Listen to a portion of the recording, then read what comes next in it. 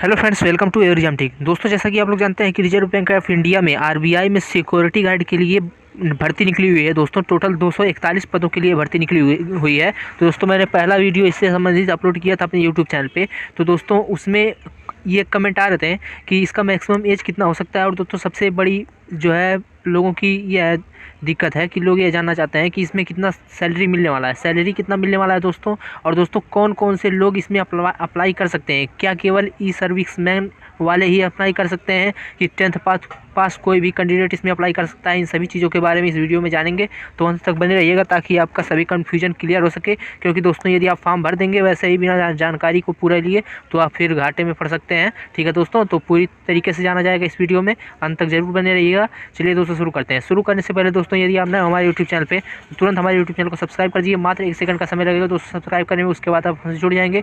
फिर कोई भी वीडियो मैं अपलोड करूँगा तो उसका नोटिफिकेशन आपको सबसे पहले मिल जाएगा। चलिए दोस्तों, शुरू करते हैं। सबसे पहले तो दोस्तों ये जान लेते हैं कि आखिर इसमें कितना जो है पे स्केल इसका कितना होने वाला है, मतलब कितना सैलरी इसमें मिलने वाला है। ठीक है दोस्तों, तो यहाँ पे देख सकते हैं आप, यहाँ पे जो दिया गया है तो यहाँ पे अप्रॉक्स जो है 27,678 रुपया। ठीक है दोस्तों, सब कुछ यहाँ पे इंक्लूडेड हाउस अलाउंसेज रेंट, मतलब यह है कि हाउस अलाउंसेज रेंट को जो है इंक्लूड करके लगभग 27,000 रुपये जो है आपका सैलरी होने वाला है यदि आप सेलेक्ट होते हैं आरबीआई सिक्योरिटी गार्ड में। ठीक है दोस्तों, तो ये तो हो गया सैलरी से रिलेटेड कन्फ्यूजन दूर। ठीक है दोस्तों, तो इसमें 27,000 27,500 रुपये मिलने वाला है। अब दोस्तों, सबसे बड़ी बात यह है कि इसमें मैक्सिमम एज कितना है, क्योंकि कैंडिडेट्स के डाउट आ रहे हैं कि आखिर कितने जो है एज वाले स्टूडेंट्स इसमें अप्लाई कर सकते हैं। तो दोस्तों, नॉर्मल जो क्राइटेरिया रखा गया है इसमें कि नॉर्मल जो है 25 साल जनरल के लिए रखा गया है, 28 साल ओबीसी के लिए रखा गया है और एससी एसटी के लिए 30 साल रखा गया है।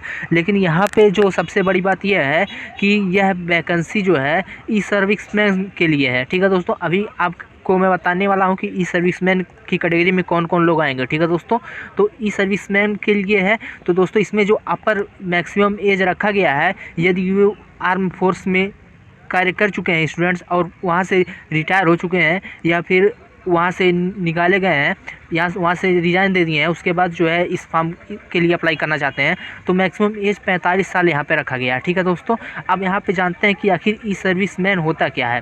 तो ई सर्विसमैन के बारे में यहाँ पे दिया गया है, आप पढ़ सकते हैं कि ई serviceman means a person who has served in army rank, मतलब आर्मी रैंक में यदि आपने जो है नौकरी किया है एज आर्मी, नेवी, एयरफोर्स इत्यादि में, तो आप जो है ई सर्विसमैन की कैटेगरी में आएंगे। ठीक है दोस्तों, ई सर्विसमैन की कैटेगरी में आएंगे। इसका मतलब यह हो गया कि यदि आप जो है आर्मी से या फिर नेवी से या फिर एयरफोर्स से रिटायर्ड हुए हैं या फिर वहाँ पे किसी कारणवश रिजाइन दे दिए हैं, आप रिजाइन आपने दे दिया है, तो दोस्तों आपके लिए वैकेंसी होने वाली है। ठीक है दोस्तों, ऐसे स्टूडेंट्स जो आर्मी से रिटायर्ड हैं या फिर आर्मी में रिजाइन दे चुके हैं, वे स्टूडेंट्स इसके लिए फुल्ली एप्लीकेबल हैं और उनका जो मैक्सिमम एज रखा गया है वह 45 साल रखा गया है। ठीक है दोस्तों, 45 साल तक यदि वो हैं तो इसमें भर सकते हैं फॉर्म को और उनको एज रिलैक्सेशन में विशेष छूट मिलने वाली है। अब दोस्तों, सबसे इम्पोर्टेंट बात यह है कि कौन कौन से स्टूडेंट्स आखिर इस पोस्ट के लिए अप्लाई कर सकते हैं। यहाँ पर जनरल इंस्ट्रक्शन दिया गया है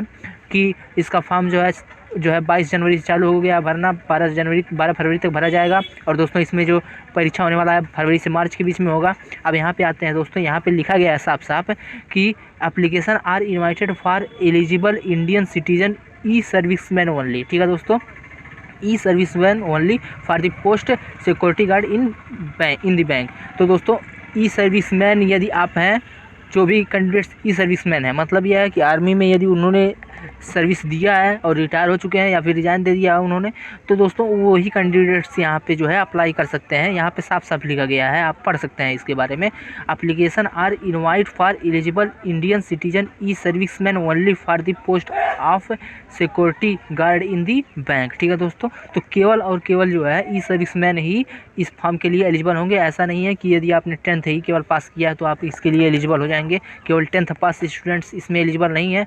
मिनिमम जो क्राइटेरिया रखा गया है वह 10th पास रखा गया है, मतलब 10th पास आपका होना ही होना चाहिए। उसके बाद यदि आप 15 साल तक मिनिमम 15 साल तक यदि आपने जो है आर्मी में सर्विस दिया है तो आपको ग्रेजुएट रैंक का जो है स्टूडेंट समझा जाएगा। मतलब यह है दोस्तों कि आपने यदि केवल 10th ही पास किया है और आर्मी में यदि आपने 15 साल तक जो है सर्विस दिया है तो आपको एक ग्रेजुएट की तरह व्यवहार किया जाएगा और आपको वहाँ पे विशेष छूट मिलने वाली है रिक्रूटमेंट में। ठीक है दोस्तों, तो ये था आरबीआई सिक्योरिटी गार्ड से संबंधित सबसे महत्वपूर्ण जानकारी, क्योंकि आपको यह पता रहना चाहिए कि कौन कौन से स्टूडेंट्स में एप्लीकेबल हैं। ऐसा नहीं है कि 10th पास केवल एप्लीकेबल मांगा है, ई सर्विस मैन यहाँ पर रहना चाहिए। ठीक है दोस्तों, फिर मिलेंगे अगली वीडियो में। कोई यदि कन्फ्यूजन होगा तो कमेंट करिएगा ताकि उसको भी दूर किया जाए। फिर मिलेंगे अगली वीडियो में नई जानकारी के साथ, तब तक के लिए धन्यवाद।